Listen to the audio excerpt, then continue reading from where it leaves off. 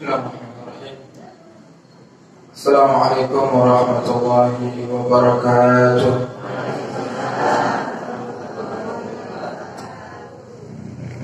Alhamdulillah.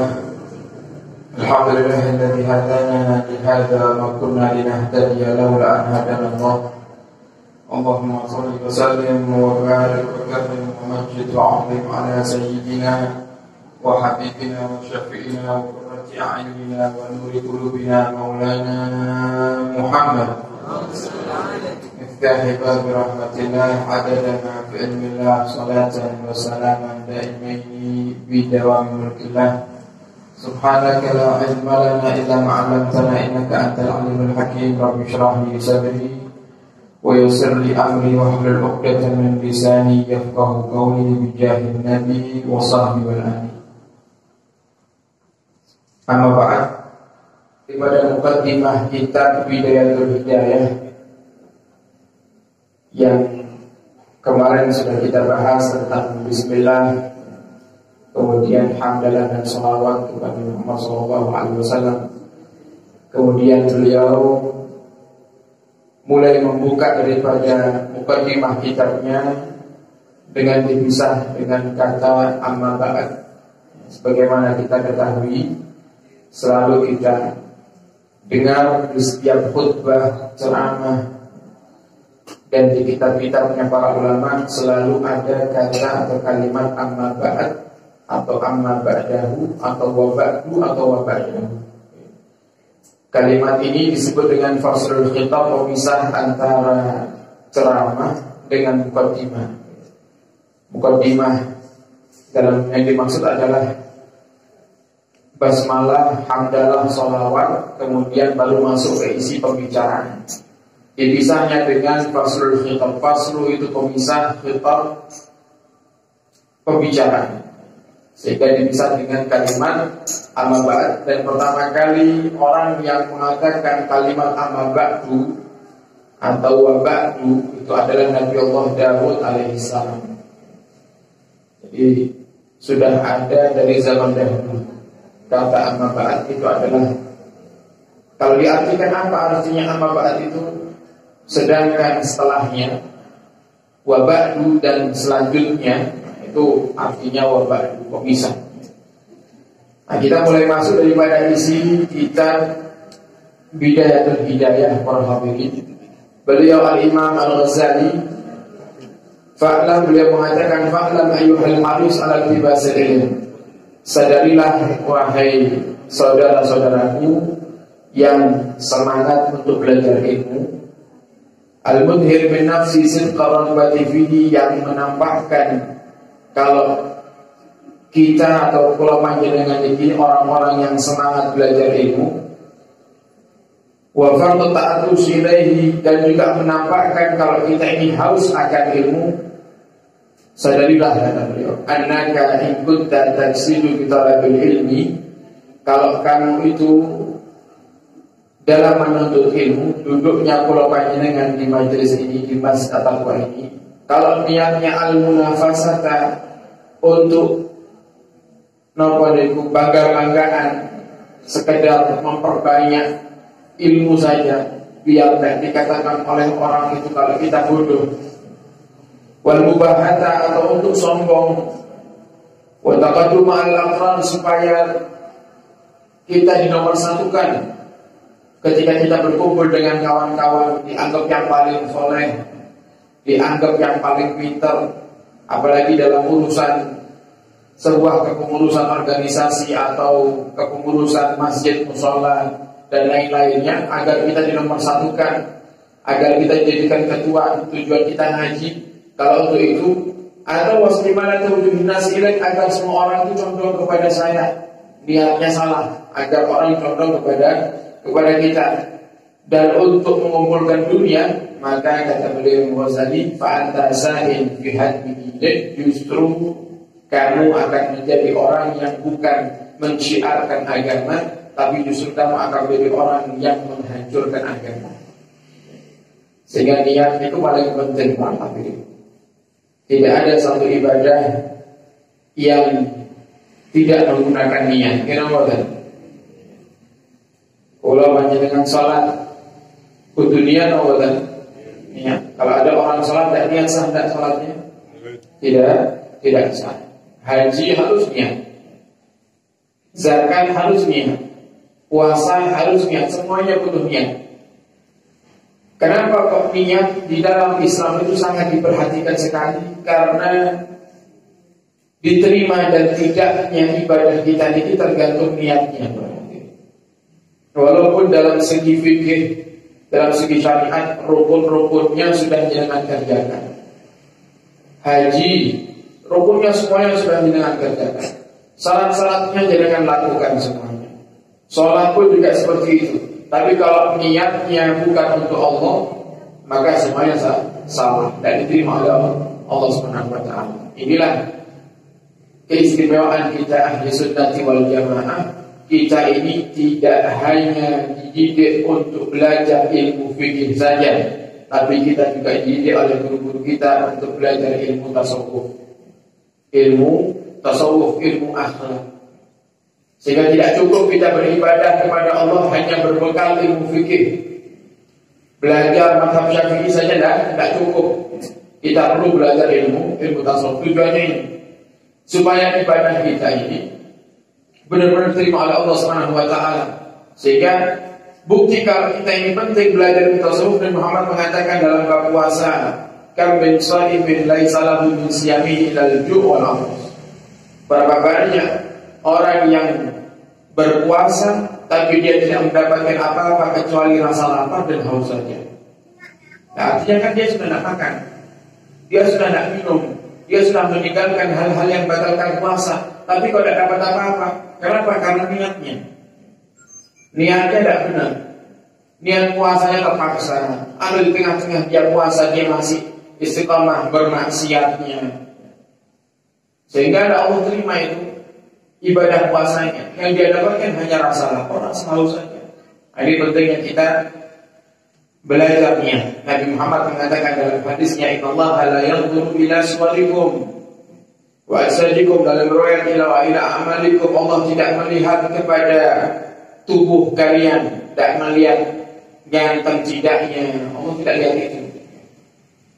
Postur tubuhnya, tinggi pendeknya, Allah tidak lihat itu. Pakaian yang Allah tidak lihat itu. Tapi yang Allah lihat adalah innama yanzuru ila qulubikum wa niyatikum, dalam riwayat. Semuanya Allah SWT melihat kepada hati kalian. Dalam riwayat lain Allah Nabi Muhammad tambah bahwa niyatikum, dan niat kalian. Jadi hati dan niat yang Allah perhatikan. Nah, kemudian para hadirin, dalam niat sendiri, semakin banyak niat baik yang kita hadirkan dalam sebuah hal-hal yang sunnah, ibadah-ibadah yang sunnah, maka semakin banyak pahalanya. Contoh, kalau panjenengan duduk di sini, niatnya sebenarnya bisa banyak.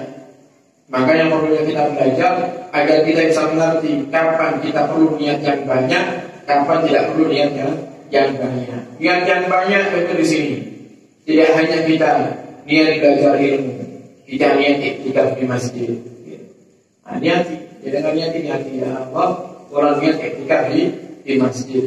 Kapan lagi kalau ada majlisan kita duduk lama di masjid?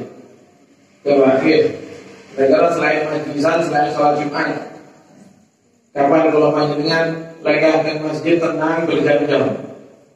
Kan mau tahu jarang. Mumpung ini, kalau orang-orang dulu iktikafnya luar biasa. Iktikaf itu sudah menjadi kebiasaan.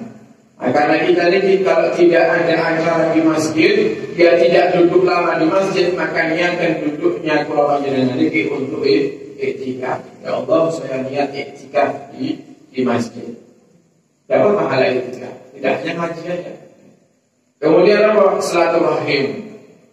Niat silaturahim. Contoh, kalau tidak di majelis ini, kalau panjenengan di mana ketangge, ini apa? Saya di dalam perjalanan jangan tidak didorong, jarang ketemu, lewat dengan majlisan yang tadi. Maka niat, ya Allah, saya duduk di majelis, niat menyambung tali silaturahim. Kemudian yang nomor, ya Allah, saya duduk di majelis ilmu, niat misalnya untuk berjabat tangan, agar bisa berjabat tangan dengan saudara muslim saya. Sehingga Nabi katakan, barang siapa kaum dua orang muslim yang saling berjumpa berjabat tangan, maka tidaklah dia terpisah kecuali semua dosanya diampuni oleh Allah Subhanahu wa taala. Akhirnya niat banyak, sebab niat yang banyak Allah berikan kepada kita ampunan, Allah berikan kepada kita memberikan pahala yang begitu luar biasa. Termasuk dalam belajar ngaji ini, niatnya harus lurus lillahi ta'ala. Kalau hadir di majelis niatnya selain lillahi ta'ala, maka semuanya justru akan menghancurkan agama kita sendiri. Kita akan menghancurkan daripada iman kita sendiri. Wa ihlaki nafsik wa baini akhiratika di dunia. Kalau ada orang yang hadir majelis niatnya bukan karena Allah, niatnya terpaksa, niatnya ingin sombong, niatnya ingin pamer, maka sama dengan dia menjual akhiratnya dengan dunianya. Wasafatuka khasurah, maka duduknya kamu di majelis ini sama seperti halnya orang yang berdagang tapi rugi. Dagang tapi rugi, tidak ada tidak ada keuntungan sama sekali di jalan. Dan kita ini kan ibadah ini sebenarnya mirip dengan dagang. Ibadah ini kita melakukan satu hal yang tidak banyak, tapi Allah berikan kepada kita keuntungan yang banyak. Ya, dengan jual pakaian, jual baju koko misalnya, atau jual sarung, ya dengan pulangnya 50.000 satu sarungnya, dengan jual 100.000 misalnya. Ya kan dengan dapat duitnya lebih banyak dibanding dengan keluarga.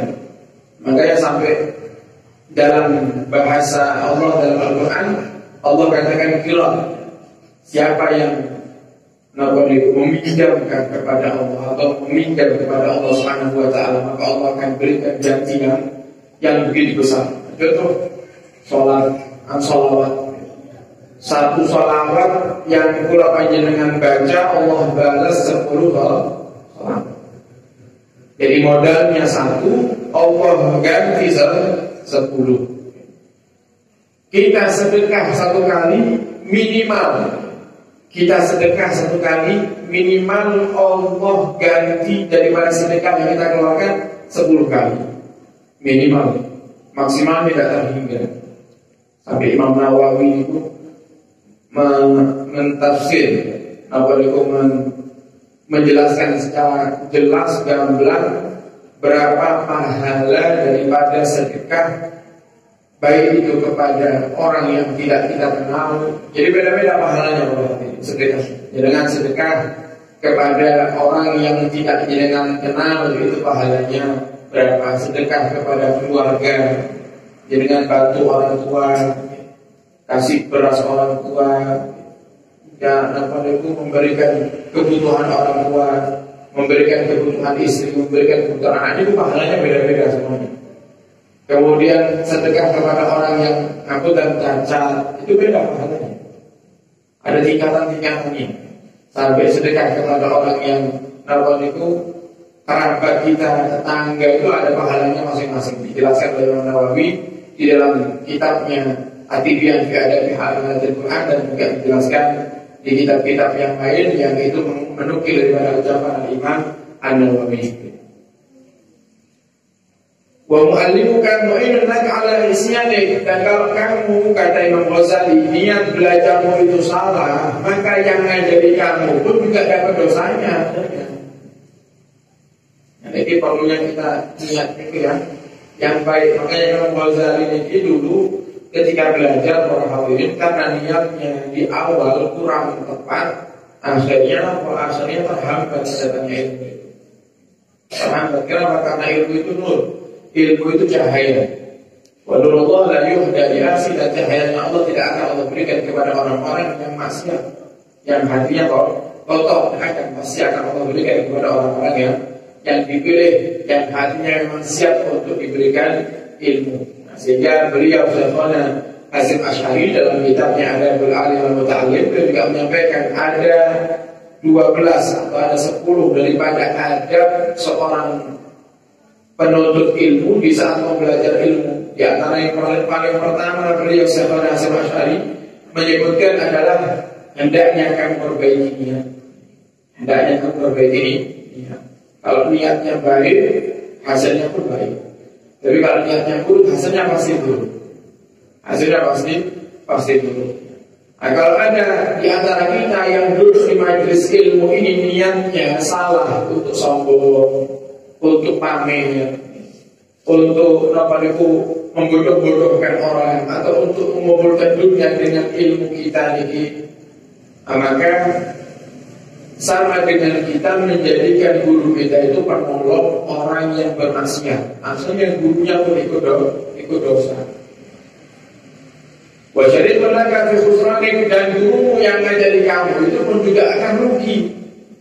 Kenapa? Tujuan guru kita ini ngajari kita supaya kita menjadi orang yang ahli ibadah. Kasarnya pahalanya berlipat ganda. Coba saya dulu belajar di pondok pesantren. 9 tahun dipanggil di pondok pesantren, belajar dari guru saya dan para kiai, para ulama, para habaib yang ada di sana. Kemudian apa yang beliau ajarkan kepada saya sampaikan kepada jenengan sekarang. Mereka yang dulu mengajari saya, mereka itu dapat pahala banyak orang yang mengajari. Itu di antara tujuan dakwah, untuk mendapatkan pahala yang terus mengalir sebagaimana sabda Nabi kita Muhammad, "Idza mata ibnu Adam inqata'a amaluhu illa min thalath." Manusia itu kalau mati terputus semua amal ibadahnya kecuali 3. Nah, pada yang pertama, sedekah jariyah, infak, sedekah jariyah, dengan bantu masjid, bangun masjid, bangun mushola, bangun madrasah. Tidak hanya bangun saja, dengan juga siapkan SDM-nya, siapa yang bakal ngurusi, siapa yang bakal memakmurkan, siapa yang bakal bersihkan, semuanya dengan siapkan itu. Selagi ada orang-orang yang masih beribadah di tempat tersebut, maka jangan dapat pahalanya. Oh, jangan infak kepada pesantren. Di pesantren santri jam 3 malam sudah wajib bangun, sholat tahajud, sholat witir, sholat rawatib, tasbih, semua dikerjakan sama santri. Kita yang infak tidur di rumah. Jadi kan bicara sama Allah termasuk orang yang mendapatkan pahala sholat tahajud. Oh, jangan infak di setiap masjid, setiap sholat Jumat, dimanapun jangan mewajibkan, jangan kudu infak pada kotak dengan masukan. Maka setiap ada orang yang sholat di masjid tersebut, jangan dapat pahalanya. Kalau yang sholat 100, jangan dapat pahala 100. Yang sholat 1000, jangan dapat pahala 1000. Oh, ternyata masjidnya tidak hanya dibuat sholat, dibuat majlisan, dibuat mengajarkan ilmu agama. Dari masjid tersebut diajarkan sholat 5 waktu kepada masyarakat yang belum bisa sholat. Akhirnya masyarakat itu kalau bisa sholat, gara-gara dia hadir di majlis ini. Setiap masyarakat itu yang pernah belajar di Masjid At-Taqwa ini, yang dengan infak di masjid ini, mereka yang bisa sholat karena belajar di masjid ini, mereka jenengan juga dapatkan sholat seperti halnya mereka sholat. Nah, itu enaknya kalau kita infak yang pertama itu. Terus mengalir, yang mengalir terus tidak terputus nama, walaupun kita mati terus mengalir. Jadi tidak terhijab dengan kematian. Yang kedua adalah ilmu yuntafa'u bihi, ilmu yang manfaat. Jadi jenengan ngajari putra putri jenengan sholat. Nanti putra putri jenengan nikah, punya anak diajarkan kepada anaknya, punya anak lagi diajarkan kepada anaknya. Terus sampai hari kiamat ilmu yang pahalanya terus mengalir ke jenengan. Dan sekarang tujuan ulama itu tidak hanya mengajarkan kepada anaknya, tapi juga mengajarkan kepada santrinya. Tujuannya pas setiap santri yang pulang sukses punya pondok pesantren, mereka juga dapat pahalanya. Dan yang terakhir, waladun soleh, yang pulang yang tidak terputus adalah anak soleh yang selalu mendoakan kedua orang tuanya. Makanya kalau dari hadis ini para hadirin bisa kita ambil kesimpulan definisi anak soleh itu anak yang tidak pernah lupa mendoakan orang tuanya. Dan kalau panjenengan orang tahu mengenai orang tua ini berarti ojo ngaku soleh.